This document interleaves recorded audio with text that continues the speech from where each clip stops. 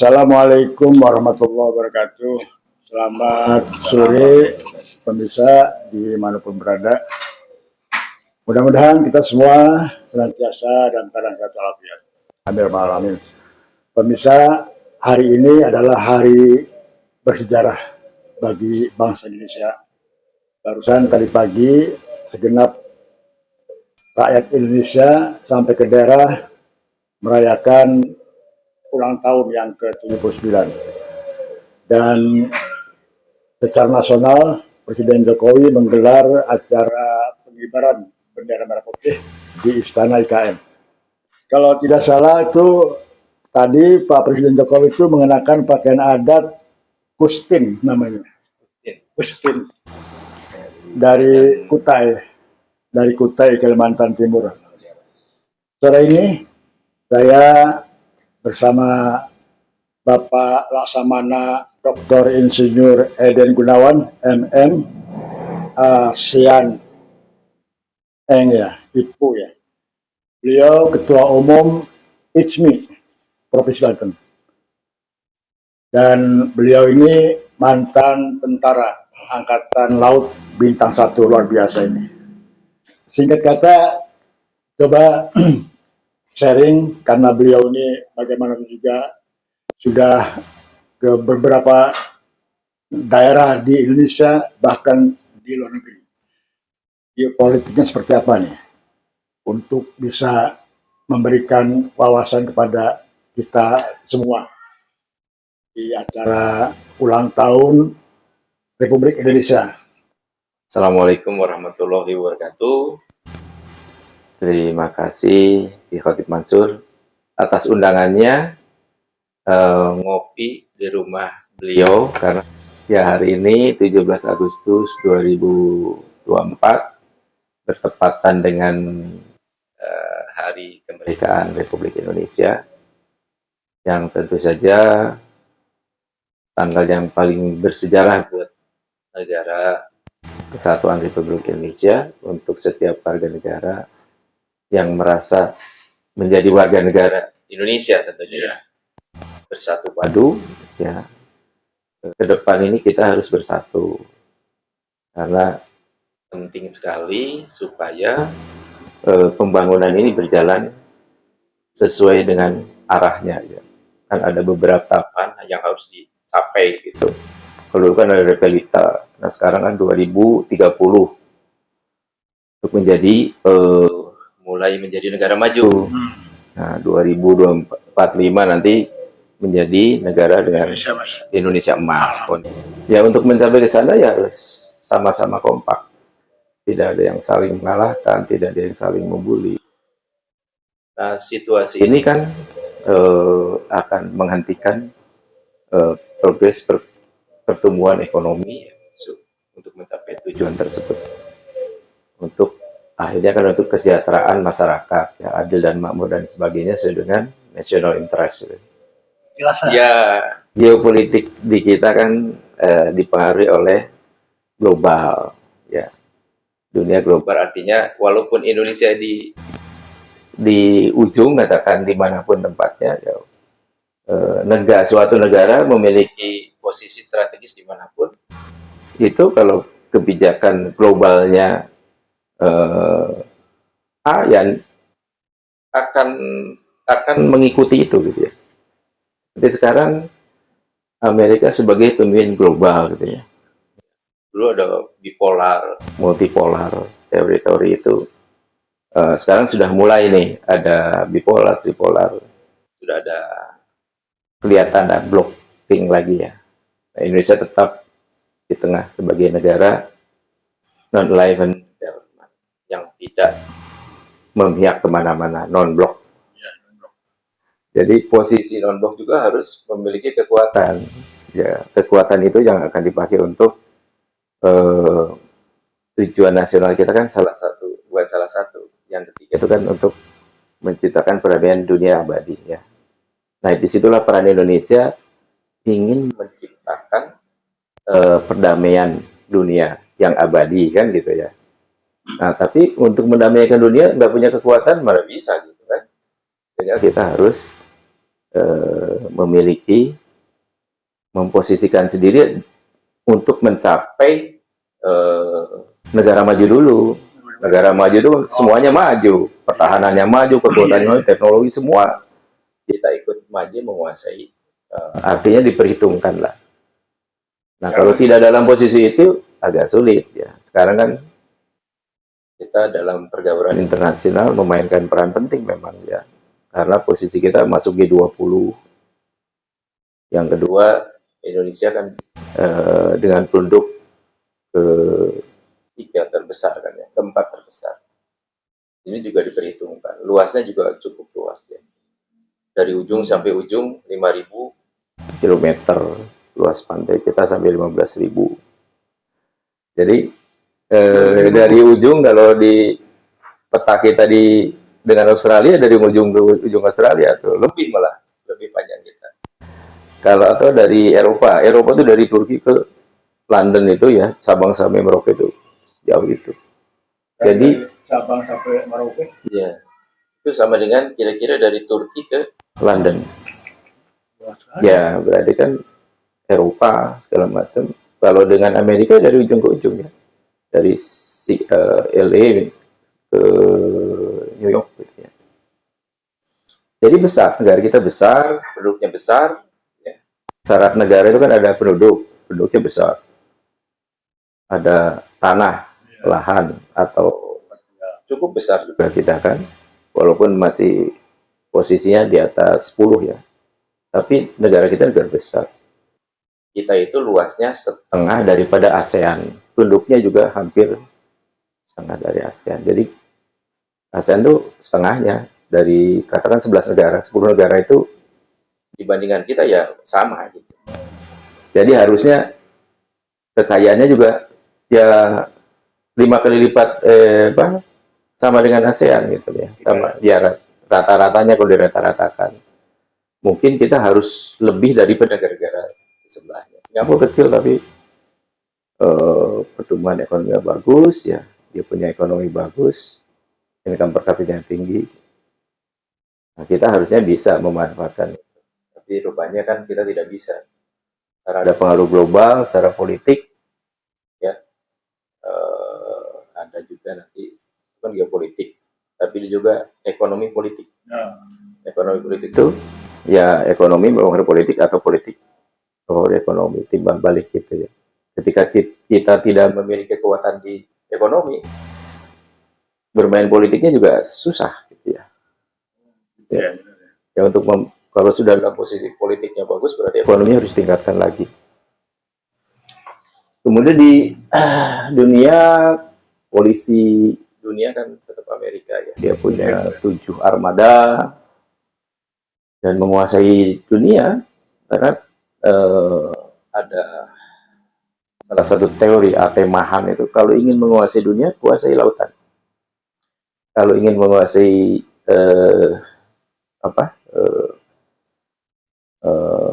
benua ya kuasai daratnya aja. Tapi kalau ingin menguasai dunia kuasai lautan. Karena laut itu mempersatukan daratan. Dan ini sudah terbukti.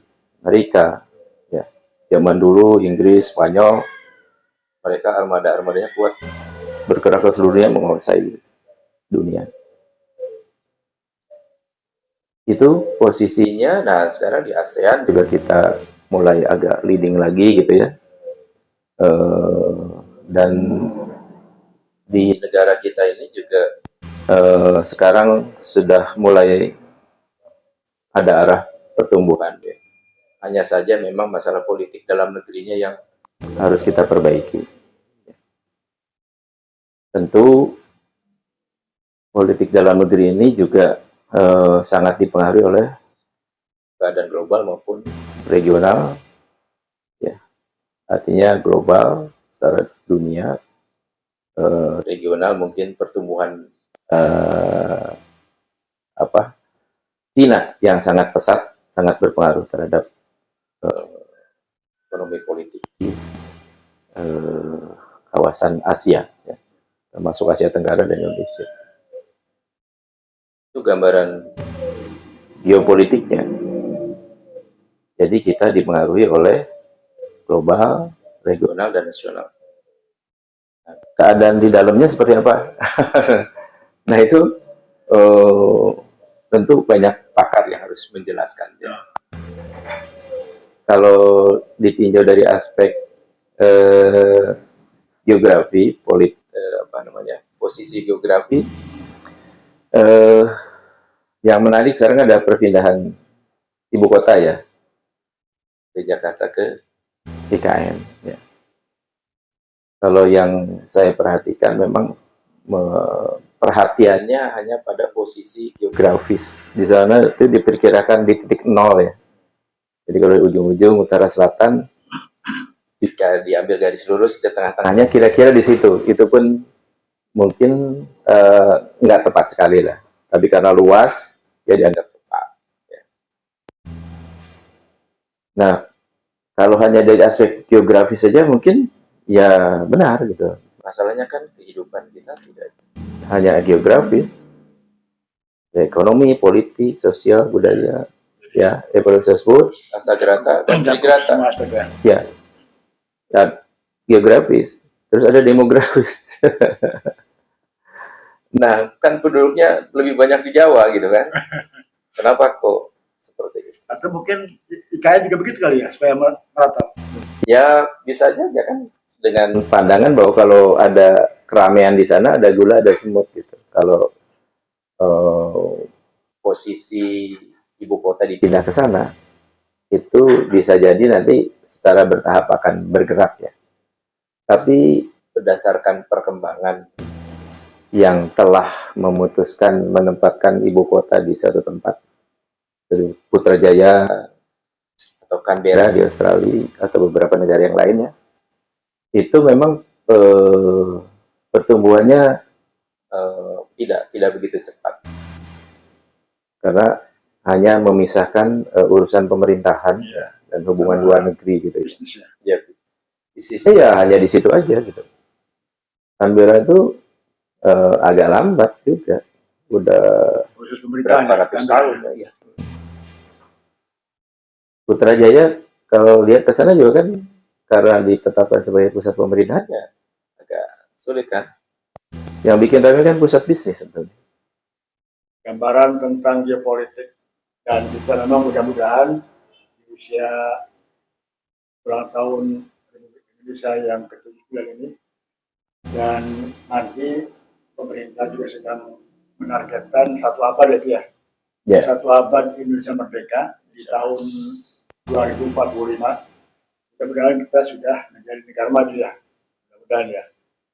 Dan kita kalau sudah negara maju, mudah-mudahan juga tujuan kita bernegara sampai masyarakat sejahtera sesuai dengan amanat di pembukaan Undang-Undang Dasar 45 itu. Sebagai selingan pemirsa ngobrol sore ini ada pisang kopi itu kopi sambil kopi. Alhamdulillah ini tadi pagi segenap rakyat Indonesia, bahkan jutaan mata seluruh dunia melihat pengibaran bendera di Istana IKN. Luar biasa nih. Ini hari bersejarah 17 Agustus 2024. Pertama kali Presiden Jokowi mengibarkan bendera ulang tahun kemerdekaan yang ke-79. Coba kita lihat, luar biasa ini dengan aneka ragam pakaian, adat budaya bangsa Indonesia sebagai satu kekayaan budaya. Kita lihat dulu selingan di acara pengibaran bendera di IKN. Penghormatan kepada Sang Merah Putih dipimpin oleh Komandan Upacara. Kepada Sang Merah Putih. Hormat senjata!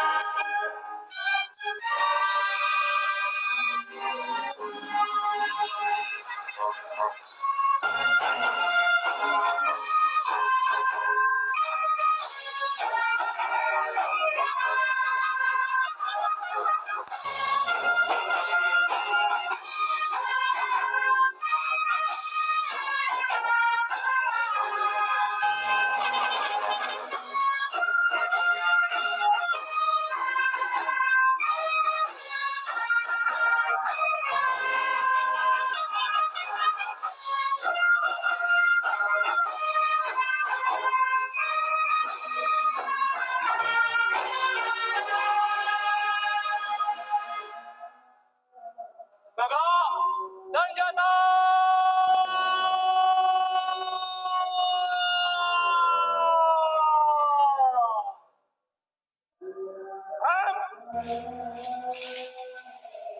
Pemirsa, itulah sekilas kita melihat keragaman pakaian adat di IKN di pengibaran bendera merah putih pada ulang tahun yang ke-79 tadi pagi, 17 Agustus 2024. Gagasan dari Pak Presiden Jokowi pertama kali mengenakan pakaian adat itu sejak tahun 2017. Beliau kali pertama mengenakan pakaian adat Tanah Bumbu, Kalimantan Selatan. Kemudian pakaian adat Aceh, Kelungkung, dan NTT, Bali, Dolonan, Buton, dan sebagainya. Dan sekarang, hari ini, beliau mengenakan pakaian adat Kustin dari Kutai, Kalimantan Timur. Tidak hanya itu, Pak Presiden juga pernah mengenakan pakaian adat Baduy. Ya. Pada ulang tahun 2022 kalau salah, menyampaikan pidato kenegaraan di MPR. Luar biasa itu. Inilah barangkali gambaran bahwa sebetulnya bangsa kita ini besar. Tanahnya luas, tadi beliau katakan, dari ujung timur ke barat itu luar biasa luasnya, disatukan dengan laut. Itulah barangkali pendiri bangsa kita ini dulu menyatukan dengan Bhinneka Tunggal Ika. Dari aspek budaya, bahasa, agama, meskipun beda-beda kita satu. Untuk mencapai bagaimana Indonesia ke depan maju. Apalagi di tahun 2045, nanti pada ulang tahun 1 abad Indonesia Merdeka, mudah-mudahan kita sudah mencapai Pak ya. Indonesia mudah-mudahan sudah mencapai kita Indonesia maju, rakyat sejahtera, ekonominya kuat, pendidikan SDM-nya juga sudah memadai. Kita dengarkan setelah kita tadi melihat sepintas upacara pengibaran bendera di IKN dengan berbagai pakaian adat. Sebagai closing statement di obrolan sore sambil ngopi santai, suasana mendung luar biasa adem ini. Kita dengarkan closing statement, pesan dari beliau, mudah-mudahan bermanfaat untuk masyarakat Banten khususnya dan masyarakat Indonesia pada umumnya. Kondisi nasional kita memang seperti dikatakan oleh para ahli ya sekarang, ada yang bilang tidak baik-baik saja, ada yang aman dan sejahtera dan sebagainya ya. Kondisi ekonomi sudah diterangkan ya, posisi ya utang luar negeri dan sebagainya ya. Jadi intinya pengaruh global itu dan juga regional tidak akan membiarkan kita akan tumbuh besar. Dan itu bagian yang normal gitu dari kompetisi di dunia ini. Kalau ingin menguasai ya tetap harus ada keterbatasan. Ada teori ketergantungan. Ya. Teknologi kita selalu ketergantungan. Teknologi Amerika menguasai seluruh dunia. Gitu. China boleh maju tapi juga tidak akan mampu. Yang agak bisa itu Rusia karena ada sedikit perbedaan ya. Sehingga mungkin dari beberapa aspek tetap Rusia juga masih di bawah Amerika ya. Karena sistem keuangan aja tergantung. Yang SWIFT itu Amerika leadingnya. Jadi keuangan ekonomi Amerika yang mengendalikan. Walaupun kamu punya uang banyak, Cina sekarang sudah melewati Amerika ya seperti itu. Indonesia dengan keragamannya, dengan sumber daya alam, sumber daya manusia yang begitu kaya ya, ini juga kan mereka mengatakan ini sih unstable country, negara yang tidak stabil. Tapi memang ini memang dibuat tidak stabil atau memang karena kita semua berkepentingan dengan kita nih ya, kita punya nikel paling banyak gitu ya, punya minyak bumi, punya apa-apalah ada di sini semua sehingga orang pada mau gitu loh. Ini yang kondisinya seperti itu. Nah kita bagaimana mempertahankan supaya kita survive aja lah ya. Artinya ya kita harus kompak tadi, kebinegaragaman berbagai macam suku, agama dan sebagainya harus bersatu kalau ingin Indonesia tetap ada. Tapi kalau misalnya kita tidak kompak, 2030 pun ragu. Pada dulu 2045 ya. Karena tidak mungkin dalam waktu sekian tahun kita bisa loncat ya. Dan hanya beberapa negara yang bisa seperti itu, seperti Jepang, Korea, Singapura sudah, Cina ya. Itu pun di beberapa wilayah tertentu. Nah, kesimpulannya di dalam 17 Agustus 2024 ini negara kita harus kompak, harus bersatu. Ya, karena yang di belakang biarkanlah. Kita ke depan harus menyatu, terutama dari aspek ini ya, adanya ya politik adu domba ya, yang akan pasti menghambat gitu. Ya, betul. Kalau kompak ini kita jalan cepat, tetapi kalau tidak kompak ya sudah. Gitu aja, makasih.